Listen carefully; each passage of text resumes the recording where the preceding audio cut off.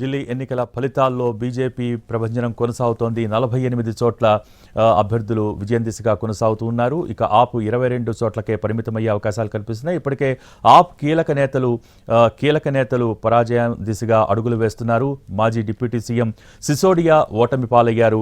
ఇక మిగతా చోట్ల కూడా ఆప్ కీలక నేతలు వెనకంజలో ఉన్నారు. ప్రస్తుతం వాటికి సంబంధించిన ఫలితాలు కూడా మరికొన్ని రౌండ్లు మాత్రమే మిగులున్నాయి. ఇక్కడ కూడా ఈ రౌండ్లలో ఫలితాలను కనుక తేల్చినట్టయితే ప్రస్తుతం మనం బ్రేకింగ్ న్యూస్ చూస్తున్నాం. ఆప్ అధినేత కేజ్రీవాల్ ఓటమి పాలయ్యారు. న్యూఢిల్లీ అసెంబ్లీ నియోజకవర్గంలో కేజ్రీవాల్ పోటీ చేశారు. పర్వేష్ సాహిబ్ సింగ్ చేతిలో బీజేపీ నేత పర్వేష్ సాహిబ్ సింగ్ చేతిలో ఓటమి పాలయ్యారు. 3000 ఓట్ల తేడాతో కేజ్రీవాల్ ఓడిపోయారు.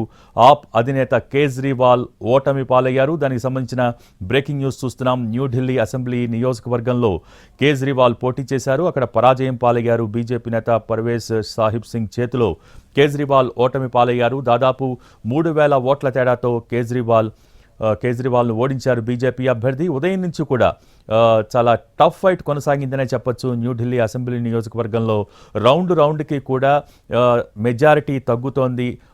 ఒకానొక సందర్భంలో వెనకపడ్డారు. అలా ప్రతి రౌండ్కి కూడా దాదాపు కేవలం ఆధిక్యంలో కొనసాగినప్పుడు కేవలం 100 ఓట్ల ఆధిక్యమే కొనసాగించారు. ప్రస్తుతం మనం చూస్తూ ఉన్నాం. న్యూఢిల్లీ అసెంబ్లీ నియోజకవర్గానికి సంబంధించి కేజ్రీవాల్ పోటీ చేశారు. అక్కడ కేజ్రీవాల్ పరాజయం పాలయ్యారు. బీజేపీ నేత పర్వేష్ సాహిబ్ సింగ్ చేతిలో కేజ్రీవాల్ ఓటమి పాలయ్యారు. దాదాపు 3000 ఓట్ల తేడాతో కేజ్రీవాల్ను ఓడించారు బీజేపీ అభ్యర్థి. దీనికి సంబంధించి లేటెస్ట్ అప్డేట్స్ మా ప్రతినిధి ప్రసాద్ అందిస్తారు. ప్రసాద్, ప్రస్తుతం చూస్తున్నాం ఆప్ కీలక నేతలు ఓటమి పాలవుతున్నారు. కేజ్రీవాల్ ఓటమి పాలయ్యారు. అలాగే సిసోడియా పోటీ చేసిన చోట కూడా ఫలితం వెలువడింది. అక్కడ కూడా ఓటమి పాలయ్యారు. ఏంటి మిగతా చోట్ల పరిస్థితి ఏంటి?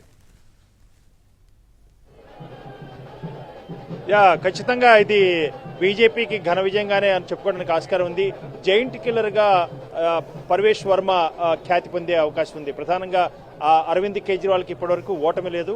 న్యూఢిల్లీ అసెంబ్లీ స్థానం నుంచి పోటీ చేసినటువంటి అరవింద్ కేజ్రీవాల్కి ప్రధాన ప్రత్యర్థిగా బీజేపీ పర్వేష్ వర్మ అభ్యర్థిగా ఉన్నారు. అయితే సాహిబ్ సింగ్ వర్మ గతంలో 1996 నుంచి 98 వరకు కూడా ముఖ్యమంత్రిగా పనిచేసినటువంటి సాహిబ్ సింగ్ వర్మ కుమారుడే పర్వేష్ వర్మ జైంట్ కిల్లర్గా ఖచ్చితంగా బీజేపీ పర్వేష్ వర్మనే ముఖ్యమంత్రిగా చేసేందుకు అవకాశం ఉందని చెప్పి కూడా బీజేపీ వర్గాలు చెప్తున్నాయి.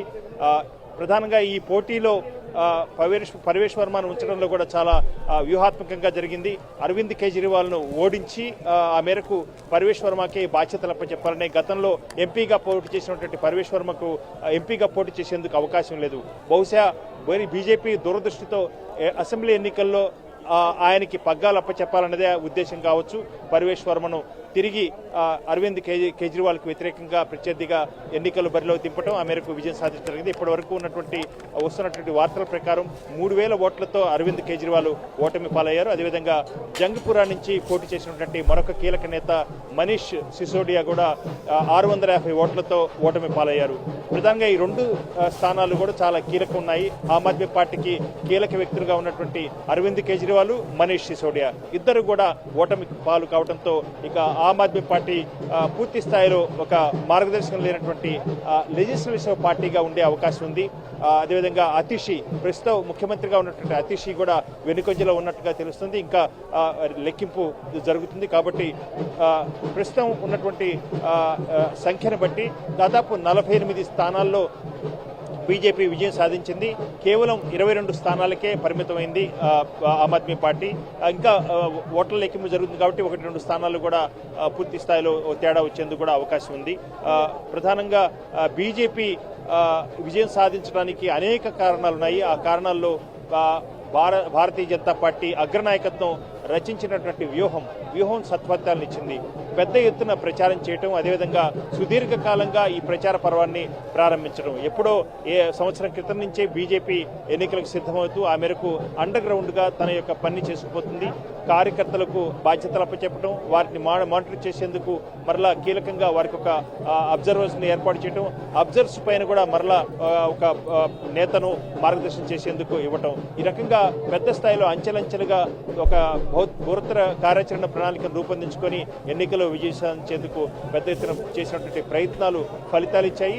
48 స్థానాల్లో 27 ఏళ్ల తర్వాత 48 స్థానాల్లో గెలుపొంది బీజేపీ ఢిల్లీలో అధికారం చేపట్టబోతుంది. ఆ మేరకు ప్రజలు బీజేపీ చేసినటువంటి వాగ్దానాలు, బీజేపీ ఇచ్చినటువంటి నినాదం డబుల్ ఇంజన్ సర్కార్ పట్ల ఆకర్షితులయ్యారు. ఆ మేరకు ప్రజలంతా కూడా బీజేపీకి ఓటేయడం జరిగింది. ప్రస్తుతం ఉన్నటువంటి పరిస్థితుల్లో బీజేపీ ఉండటమే సమంజసము. ఆ మేరకు తమకు న్యాయం జరుగుతుందని చెప్పి ఢిల్లీ వాసులు ఓటర్లు అంగీకరించారు. దాదాపు 600 మురికివాడలో ఉన్నటువంటి 20 లక్షల మంది ఓటర్లలో ఎక్కువ శాతం ఆమ్ ఆద్మీ పార్టీ చెందినటువంటి మద్దతుదారులు, ఆమ్ ఆద్మీ పార్టీ ఓటర్లు. వారందరినీ కూడా ఆకర్షించేందుకు చేసినటువంటి ప్రయత్నాలు ఫలితాలు ఇచ్చాయి. 6-7 నెలల క్రితమే ఆయా మురికివాడల్లో పెద్ద ఎత్తున కమిటీలను ఏర్పాటు చేసేసి ప్రతి ఆదివారం కూడా అక్కడ ఏదో ఒక అంశంపై ప్రదర్శనలు నిర్వహించడం, ఆ మేరకు ఓటర్లను ఆకర్షించే ప్రయత్నం చేసింది. ఆమ్ ఆద్మీ పార్టీ ఓటర్లను తమ వైపుకు తిప్పుకోవడంలో సఫలీకృతమైంది. ఆ మేరకు పెద్ద ఎత్తున జుగ్గి జోపిడీలో ఉన్నటువంటి ఈ మురికివాడలో ఉన్నటువంటి ఆమ్ ఆద్మీ పార్టీ మద్దతుదారులంతా కూడా బీజేపీకి మద్దతు పలికారు. దాదాపు 50% మంది పైగానే ఓటర్లంతా కూడా బీజేపీకి మద్దతు ఇచ్చారని చెప్పి బీజేపీ లెక్కలేస్తుంది. ఆ మేరకు విజయం సాధించడంలో వారంతా కూడా కీలక పాత్ర పోషించారని చెప్పి భావిస్తుంది. ఏవైతే హామీలు ఇచ్చారో అంటే అనాథరైజ్డ్ కాలనీస్ రెగ్యులర్ చేస్తామని చెప్పి ఎన్నికల హామీ పత్రంలో బీజేపీ పేర్కొందో వాటన్నిటి కూడా నెరవేరుస్తాము. అదేవిధంగా అక్కడ ఆధునిక సదుపాయాలతో కూడినటువంటి కాలనీ కూడా నిర్మిస్తామని చెప్పి కూడా చెప్పింది. ఆ మేరకు బీజేపీ నెరవేర్చుకుంటుందన్న అంశాన్ని కూడా బీజేపీ నేతలు చెప్తున్నారు. అదేవిధంగా అక్కడ 5 రూపాయలకే భోజన వసతి కల్పించే క్యాంటీన్లు కూడా ఏర్పాటు చేస్తామని చెప్పి మురికివాడలు ఏర్పాటు చేస్తామని చెప్పి వాగ్దానం చేసింది. ఆ వాగ్దానం కూడా నిలుపుకుంటుందన్న అంశాన్ని కూడా బీజేపీ నేతలు చెప్తున్నారు.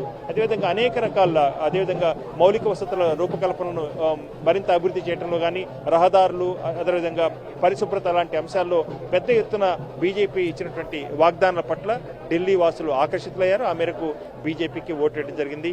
డబుల్ ఇంజన్ సర్కార్ నినాదం పనిచేసింది. ఆ మేరకు బీజేపీ 27 ఏళ్ల తర్వాత ఢిల్లీలో అధికారాన్ని చేపట్టబోతుంది.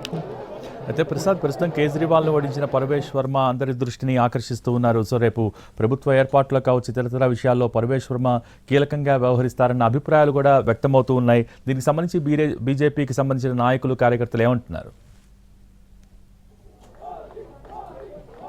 సాహిబ్ సింగ్ వర్మ పట్ల ఆయన అత్యంత బలమైనటువంటి జాటు వర్గానికి చెందిన, సామాజిక వర్గానికి చెందినటువంటి నాయకుడుగా ఉన్నాడు. 1996 నుంచి 98 వరకు కూడా ముఖ్యమంత్రిగా పనిచేశారు ఢిల్లీకి. అదేవిధంగా వాజ్పేయి ప్రభుత్వంలో ఆయన లేబర్ మినిస్టర్గా కూడా పనిచేశారు. అయితే దురదృష్టవశాత్తు 2007లో ఆయన రోడ్డు ప్రమాదంలో రాజస్థాన్లో మరణించారు.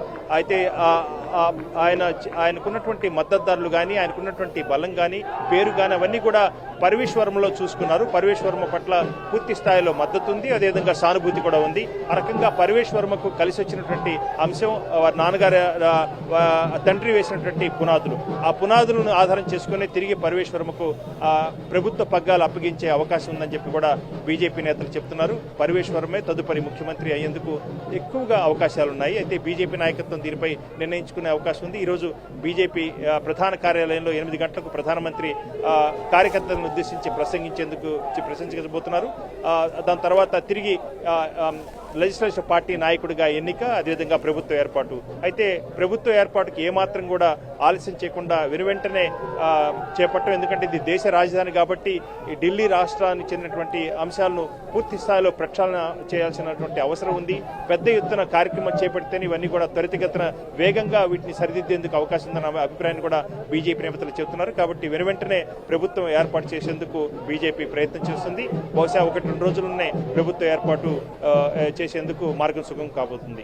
అయితే ప్రసాద్, మొదటి నుంచి కూడా బీజేపీ నేతలు 50కి పైగా స్థానాలు గెలుస్తామన్న ధీమా వ్యక్తం చేశారు. ప్రస్తుతం 48 స్థానాల్లో బీజేపీ అభ్యర్థుల ఆధిక్యంలో కొనసాగుతున్నారు. కొన్ని చోట్ల విజయం కూడా సాధించారు. సో ఇప్పుడున్న ట్రెండ్స్ని బట్టి చూస్తూ ఉంటే, అంటే రౌండ్కి ఫలితాలు తారుమారవుతున్న ఈ సందర్భాన్ని చూస్తుంటే ఈ కౌంట్ 50 చేరుతుందా ఏంటి? ఈ సిచ్యువేషన్స్ ఎలా ఉన్నాయనుకోవచ్చు? ఖచ్చితంగా బీజేపీ దీని వెనుక ఉన్నటువంటి రహస్యం అంతా కూడా బీజేపీ వేసినటువంటి రచన వ్యూహం. పూర్తిగా ఆ వ్యూహం ప్రకారమే అన్ని రకాలుగా ప్రచారం చేసింది. అదేవిధంగా ఏ స్థానాల్లో బలహీనంగా ఉన్నామో ఆ స్థానాల్లో దృష్టి సారించి అక్కడ పూర్తి స్థాయిలో జవసత్వాలను పార్టీకి ఇవ్వడంతో పాటు అక్కడ పెద్ద ఎత్తున కార్యకర్తలను రంగాల నుంచి ప్రచారం చేసింది. గతంలో బీజేపీ కార్యకర్తలుగా ఉండి కొంత మేరకు స్తబ్దుగా ఉన్నటువంటి కార్యకర్తలను కూడా వాడిని క్రియాశీలకం చేయటం, అదేవిధంగా కొత్త ఓటర్స్ను కొత్త మద్దతుదారులను చేర్చుకోవటం, అదేవిధంగా ఆమ్ ఆద్మీ పార్టీ వైపు మద్దతుగా ఉన్నటువంటి వారందరినీ కూడా బీజేపీ వైపు ఆకర్షించేలా చేయటం, ఏదో రకంగా నయానా భయానా అన్న రీతిలో బీజేపీ తన వైపుకు తిప్పుకుంది. ఆ మేరకు బలాన్ని పెంచుకుంది, వ్యూహాత్మకంగా అడుగులు వేయడంతో విజయం సొంతం చేసుకుంది. ప్రధానంగా బీజేపీ చేసినటువంటి వ్యూహం అంతా కూడా ఆమ్ ఆద్మీ పార్టీ ఓటర్స్ పైనే దృష్టి సారించి వారిని తమ వైపుకు తిప్పుకునే ప్రయత్నాలు చేసింది. ఆ ప్రయత్నాలు పూర్తి స్థాయిలో ఫలితాన్ని ఇచ్చాయి. ఇక సంఖ్యాబలంగా చూసుకున్నట్లయితే దాదాపు ఇప్పటి వరకు కూడా 48-49 స్థానాల్లో బీజేపీ విజయం సాధించినట్టుగా తెలుస్తుంది. ఇంకా 1-2 స్థానాల్లో ఇంకా లెక్కింపులు జరుగుతున్నాయి. అయితే విధంగా చూసినట్లయితే 50 వరకు కూడా ఈ సంఖ్య పెరిగేందుకు అవకాశం ఉంది. ఆ రకంగా బీజేపీ ఘన విజయం సాధించి బలమైనటువంటి ప్రభుత్వాన్ని ఏర్పాటు చేయబోతుంది అన్న అంశం మనం గట్టిగా చెప్పుకోవడానికి ఆస్కారం ఉంది. Thank you Prasad.